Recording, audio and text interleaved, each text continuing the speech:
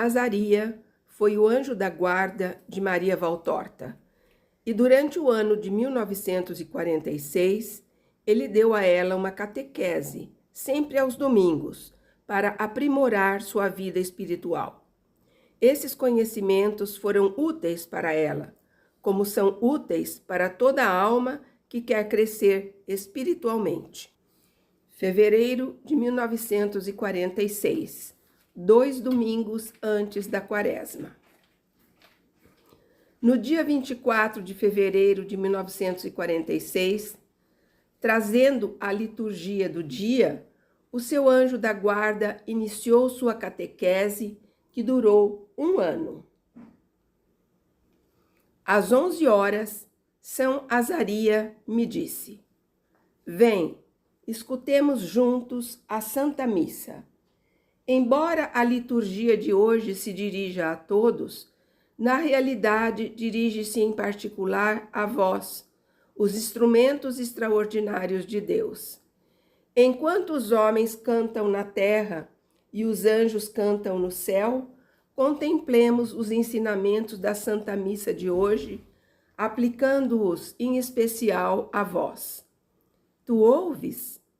Ó Deus, que vês que nós não confiamos em nenhuma ação nossa, mostra-te propício e concede-nos que a proteção do Doutor das Gentes nos defenda de toda a adversidade. Eis a humildade, uma das virtudes essenciais nos instrumentos extraordinários, que mais do que qualquer outro são levados a cair no pecado do orgulho, precisamente por serem o que são, e assim confundem a fonte com a desembocadura. Um rio não deve se vangloriar de sua desembocadura, nem lhe ser agradecido, mas deve ser grato à sua fonte, não achas? Sem ela, que não esgota nunca o seu dom contínuo, o rio secaria e não existiria a desembocadura. Portanto, o rio deve reconhecer que o que há para louvar e agradecer é a fonte. No espírito do justo, e sobretudo no do instrumento extraordinário, deve abrigar-se sempre a consciência de que ele é a desembocadura, porque a sua fonte é Deus. E por isso, nunca deve existir nele a soberba de pronunciar a expressão demoníaca que sempre é a causa de todo o mal: eu sou. Só Deus é. Só Ele pode dizer: eu sou. Sou por mim mesmo. Todos os outros são porque Ele faz com que sejam. Os instrumentos são porque Ele os faz tais. Por sua própria potência, nada são e nada seriam sempre. Por isso, é um costume santo e prudente não confiar nunca em cada ação vossa. Se as ações do homem se baseassem unicamente na capacidade do mesmo, elas seriam sempre extremamente limitadas e imperfeitas. O conhecimento da lei de Deus, a graça, os sacramentos e os sacramentais aumentam a capacidade do homem de realizar ações santas e justas.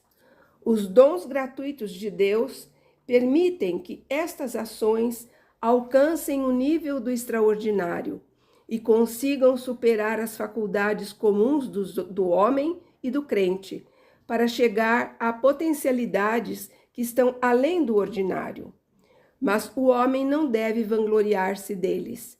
Deve recebê-los com espírito humilde, obediente e adorante. Não deve exigi-los, não deve arruiná-los tentando aumentar seu volume com os trapos que lhe oferece o pai da mentira e da soberba, com arte sutil e sorriso tentador. Ó, que o instrumento extraordinário nunca coloque sobre o metal precioso que Deus lhe confiou trapos sujos e míseros, com a intenção de fazê-lo parecer mais grandioso. Por acaso, imaginais um diamante, ainda que seja um diamante pequeno, mas resplandecente de puríssima luz, recoberto por invólucros de simples vidro? ele vai parecer maior, aparentemente será. Mas o vidro esverdeado, cobrindo com camadas e mais camadas a gema, acabará por diminuir sua luz e fará com que pareça um simples vidro. É preciso sinceridade, ser o que se é e nada mais. Ó alma que me foste confiada, tu sabes bem quantas vezes o tentador seduz, propondo arquitetar comédias ou acrescentar enfeites para surpreender, para aparentar ainda mais. Eis aí o grande perigo. Só quem sabe resistir, quem sabe ser o que Deus lhe faz e nada mais, conserva o dom e continua sendo instrumento. Que estremecimento tive toda vez que eu te vi tentada. E com que louvores de glória eu bendisse ao Senhor e agradeci à corte celestial, porque te ajudou a resistir, cada vez que te vi cansada, sofrendo, depois de ter superado a prova, mas mais madura e, sobretudo, vencedora. O anjo do Senhor é como um jardineiro que cuida de uma planta preciosa, desde que nasce até que chega à sua plenitude.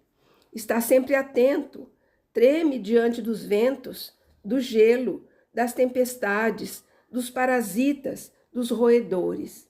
E este anjo recupera sua absoluta paz angélica quando volta a subir ao céu, levando consigo o fruto colhido do ramo, o fruto arrebatado da terra. A alma salva totalmente até o fim. Então, com jubiloso ardor, vai em busca de seus irmãos e lhes diz: minha alma foi salva, está conosco em paz. Glória, glória, glória ao Senhor. Portanto, mantende de modo humilde e sempre constante o reconhecimento do vosso nada e suplicai continuamente aos beatos cidadãos dos céus que vos deem a sua ajuda, à santa comunhão dos santos, como ajuda dos militantes, invocada especialmente por aqueles que, devido à sua particular condição, estão mais expostos, sem dúvida, ao sol eterno, mas também às tempestades desencadeadas por Satanás e pelo mundo. As tempestades atingem os picos isolados. O segundo ensinamento da liturgia de hoje, sobretudo para vós, os instrumentos extraordinários, está nas palavras de Paulo, o doutor das gentes, que, arrebatado até o terceiro céu, ouviu palavras arcanas que ao homem não é permitido proferir. Vós não sois arrebatados até o terceiro céu, mas ouvis palavras arcanas, que ao contrário vos são dadas para serem dadas. Portanto, sois muito inferiores a Paulo. No entanto, ouvis as palavras daquele que mereceu ser arrebatado a alturas tão elevadas, que pôde ouvir os segredos, os mistérios de Deus. É ele que confessa que um anjo de Satanás o esbofeteou e que também explica as razões de bondade que permitiram o assalto satânico, justificando assim o motivo pelo qual o Senhor o permitiu. Foi-me dado o aguilhão da carne, um anjo de Satanás que me esbofeteasse, a fim de que a grandeza das revelações não me ensoberbecesse. Assim, reconhece que és ainda um homem, ou seja, que ainda estás sujeito às tentações satânicas. Não digas, eu que estive no terceiro céu, sou um serafim intangível. Não, não digas.